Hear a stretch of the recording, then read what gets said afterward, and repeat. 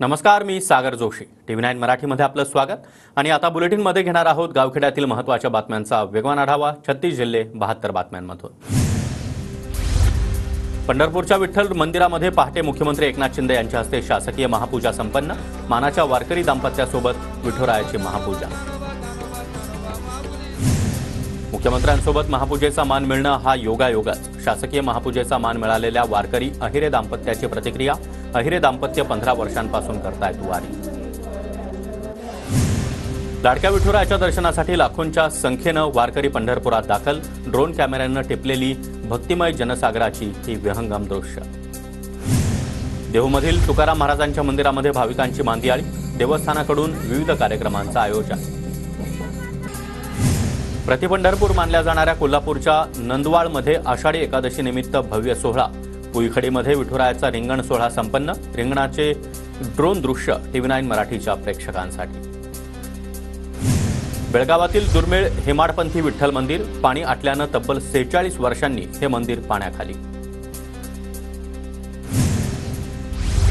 विदर्भाचं प्रतिपंढरपूर असलेल्या कौंडण्यपूरमध्ये भाविकांची मांदियाळी. आषाढी एकादशी निमित्त रुक्मिणीच्या माहेरामध्ये दर्शनाची भाविकांची रीघ. धुळ्यातील मालेगाव रोडवर विठ्ठल मंदिरामध्ये भाविकांची मोठी गर्दी. आषाढी एकादशी निमित्त यात्रेचं आयोजन. धुळ्यातील बाळदे गावातील विठ्ठल रुक्मिणी मंदिराला आकर्षक सजावट. एकादशी निमित्त भाविक दर्शनासाठी मंदिरात. आषाढी एकादशी निमित्तानं पालघरच्या उमरोळी गावामध्ये भव्य दिंडी. अवघे उमरोळी गाव विठ्ठलाच्या गजरानं दुमदुमलं. आषाढी एकादशी निमित्तानं पूजेच्या साहित्यापासून साकारली विठ्ठलाची प्रतिमा. चित्रकार हर्षद मेस्त्री यांनी साकारली विठ्ठलाची आकर्षक प्रतिमा. आषाढी वारी निमित्त मुक्ताई मंदिरामध्ये भाविकांची मांदियाळी. सकाळपासूनच भाविकांच्या दर्शनासाठी मोठ्या रांगा. आषाढी एकादशी निमित्तानं नाशिक शहरातील विठ्ठल रुक्मिणी मंदिरामध्ये भाविकांची मोठी गर्दी. भाविकांकडून हरिनामाचा जागर. नांदेडमध्ये पार पडला बाल वारकऱ्यांचा रिंगण सोहळा. शाकुंतल शाळेचा खास उपक्रम. विठ्ठल नामाच्या गजरामध्ये लहान विद्यार्थी देखील तल्लीन. सिंधुदुर्गच्या सावंतवाडीतील कळुसकर इंग्लिश स्कूलमध्ये देखील विद्यार्थ्यांसह कला शिक्षकानं पाण्यावरील रांगोळी साकारली. अवघ्या 1.5 तासात साकारली ही सुबक रांगोळी. आषाढी एकादशी निमित्त ज्ञानदिंडीनं दुमदुमली कल्याण नगरी. आध्यात्मिक परंपरेच्या माध्यमातून कल्याण बिर्ला कॉलेजच्या विद्यार्थ्यांनी पर्यावरण रक्षणाचा संदेश दिला. बेटच्या परळीमधील जगत मित्र नागा मंदिरामध्ये आषाढीचा उत्साह. मंदिर परिसरामध्ये सुंदर फुलांचे आरास. भंडारा जिल्ह्यातील शहापूरमध्ये राष्ट्रमाता इंदिरा गांधी विद्यालयाची भव्य दिंडी. चिमुकल्यांसह शिक्षक वर्ग देखील भक्तिसागरात तल्लीन. सिंधुदुर्गच्या कणकवली तालुक्यातील कासार्डे विद्यालयाकडून देखील प्रतिकात्मक पालखी आणि रिंगण सोहळा. 1100 विद्यार्थ्यांचा उत्स्फूर्त सहभाग.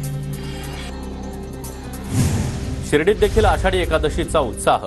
एकादशी निमित्त साई प्रसादालयामध्ये भाविकांना साबुदाणा खिचडीचा प्रसाद. लाखो भाविक विठ्ठलाच्या भक्तीमध्ये तल्लीन. जालन्यामध्ये देखील आषाढी एकादशीच्या निमित्तानं उत्साहाचं वातावरण. शहरामध्ये श्री आनंदी स्वामी महाराजांची पालखी मिरवणूक. सिंधुदुर्गच्या वेंगुर्लेमधील वाळू शिल्पकारानं वाळूमधून विठ्ठलाची मूर्ती साकारली. आषाढी एकादशी निमित्त रविराज चिपकर यांनी अवघ्या 1 तासात वाळूमध्ये विठ्ठलाची सुबक मूर्ती साकारली. छत्रपती संभाजीनगरच्या वाळूजमधील विठ्ठल मंदिरामध्ये भाविकांची गर्दी. परिसरातील दिंड्या विठ्ठलाच्या दर्शनासाठी दाखल. संभाजीनगर पुणे महामार्ग वाहतुकीसाठी बंद. आषाढी एकादशी निमित्त विरारचे चित्रकार कौशिक जाधव यांच्याकडून अनोखी कलाकृती सादर. कांदा मुळा भाजीमधून विठ्ठलाची सुबक कलाकृती साकार. कोल्हापूरच्या इचलकरंजीमध्ये पद्मावती पाटील विद्यालयामध्ये दिंडीचं आयोजन. 1ली ते 4थीच्या विद्यार्थ्यांकडून पारंपरिक वेशभूषेमध्ये विठुनामाचा गजर. विरारमध्ये देखील आषाढी एकादशी निमित्त भव्य शोभायात्रा. रॅलीमध्ये पारंपरिक वेशभूषेमध्ये टाळ मृदुंग वाजवत विठुनामाचा जयघोष. पुण्यामधील प्रतिपंढरपूर मंदिरात देखील गर्दी. भाविकांची सकाळपासूनच दर्शनासाठी मोठी रांग. पोलिसांचा मोठा बंदोबस्त. सांगलीमध्ये आषाढी एकादशी उत्साहात साजरी. टाळ मृदुंगाच्या गजरामध्ये अभयनगर इथल्या विठ्ठल रुक्मिणी मंदिराची दिंडी संपन्न. रत्नागिरीतील प्रतिपंढरपूर मंदिरामध्ये भाविकांची मांदियाळी. विठ्ठल मंदिरामध्ये विविध धार्मिक कार्यक्रमांचं आयोजन. प्रतिपंढरपूर म्हणून ओळख असलेल्या शेगावमध्ये आषाढी एकादशी निमित्त भाविकांची गर्दी. संत गजानन महाराजांच्या दर्शनासाठी भाविकांच्या रांगा. अकोल्यातील 320 वर्ष पुरातन विठ्ठल रुक्मिणी मंदिरामध्ये पहाटे महापूजा संपन्न. मोठ्या संख्येनं भाविकांची विठ्ठल रुक्मिणी मंदिरात गर्दी. आषाढी एकादशी निमित्त छत्रपती संभाजीनगरमधील तरुणांकडून 5000 झाडांचं वाटप. प्रतिपंढरपूर समजल्या जाणाऱ्या वाळूज परिसरामध्ये झाडांचं वाटप करण्यात आलं. सचिन कुटे या तरुणाचा 5000 झाडं वाटण्याचा संकल्प. तुळजाभवानी मातेच्या सिंहासन पूजेची 21 जुलैपासून नोंदणी होणार. भाविकांनी ऑनलाईन नोंदणी करून लाभ घेण्याचं मंदिर संस्थांचं आवाहन.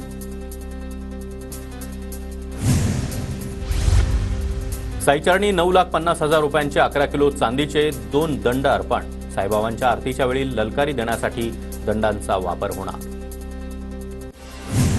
जळगावातील सराफा बाजारामध्ये 2 दिवसात सोन्याच्या दरामध्ये 1200 तर चांदीच्या दरामध्ये 1000 रुपयांची वाढ. आठवडाभर दरामध्ये चढ उतार राहणार, व्यापाऱ्यांचा अंदाज.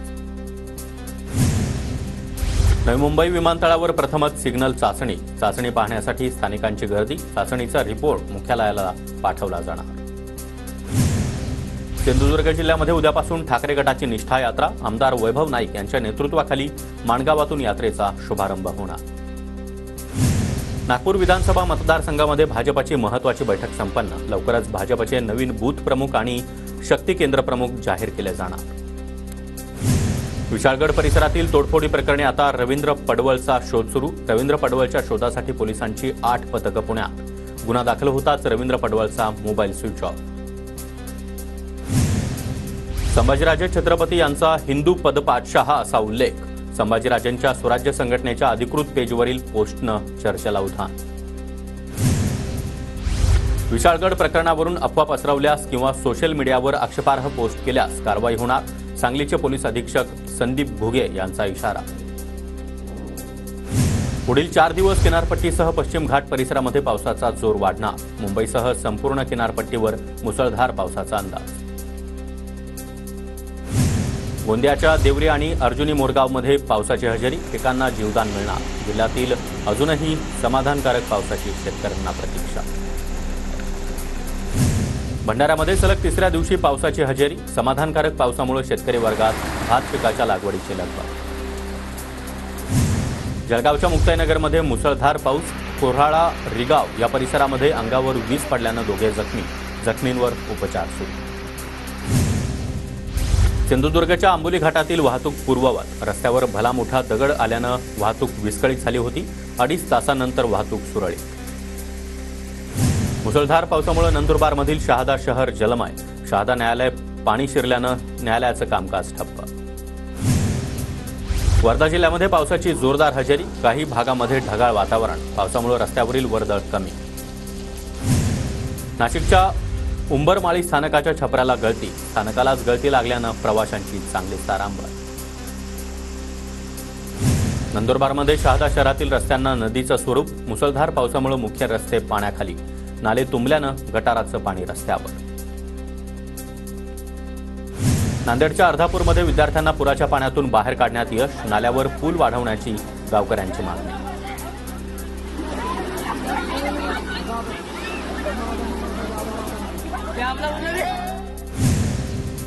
परभणीतील पूर्णा कानखेड या रस्त्याला पावसाळ्यामध्ये तळ्याचं स्वरूप. रस्त्यांवर पडलेल्या खड्ड्यांमुळे प्रवाशांचा जीवघेणा प्रवास. बुलढाणा जिल्ह्यातील अनेक भागामध्ये जोरदार पावसाची हजेरी. शेतीचं मोठ्या प्रमाणात नुकसान. नदी नाल्यांना पूर. दापोली शहरातील मुख्य रस्त्याला मुसळधार पावसाचा फटका. मुख्य रस्त्यावर खड्ड्यांचं साम्राज्य.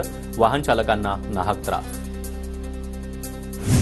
अमरावती जिल्ह्यातील 3,50,000 हेक्टर क्षेत्राचा पीक विमा भरणं अद्यापही बाकी. आतापर्यंत 3,25,000 हेक्टरसाठी 3,79,000 अर्ज.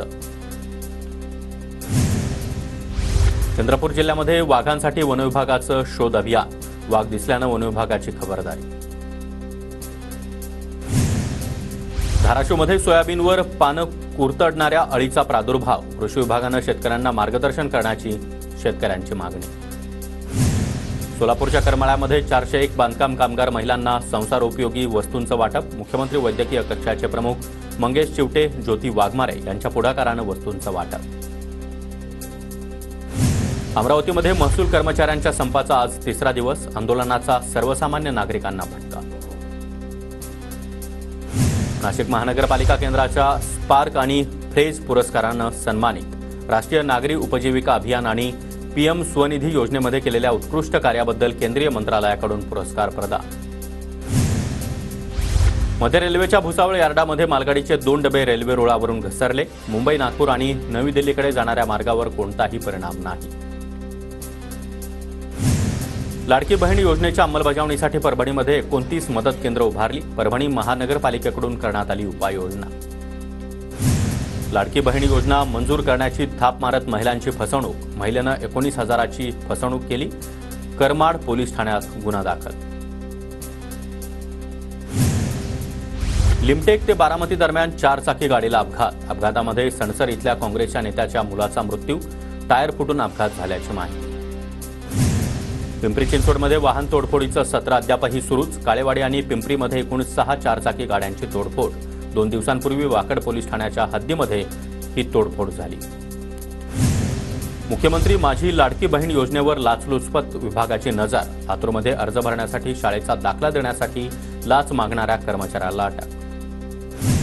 नीट परीक्षेचा सावळा गोंधळ अद्यापही सुरूच. पुनर्परीक्षा दिली नसताना नव्या गुणपत्रिकेमध्ये गुण घटले.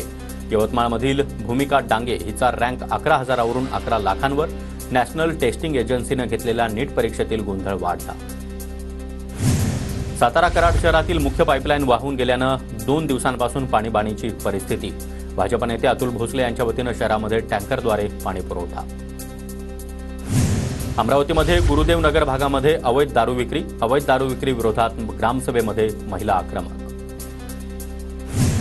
सोलापूरमध्ये तलवारीनं वार करत महिलेची निर्घृण हत्या. 7 ते 8 जणांकडून विवाहित महिलेची घरात घुसून हत्या.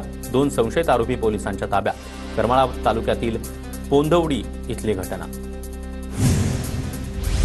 नाशिकच्या बजरंगवाडीमध्ये गँगवॉर प्रकरणी 29 जणांविरोधात गुन्हा दाखल. 2 टोळ्यांमधील राड्याचं प्रकरण. मुंबई नाका पोलीस ठाण्यात गुन्हा नोंद.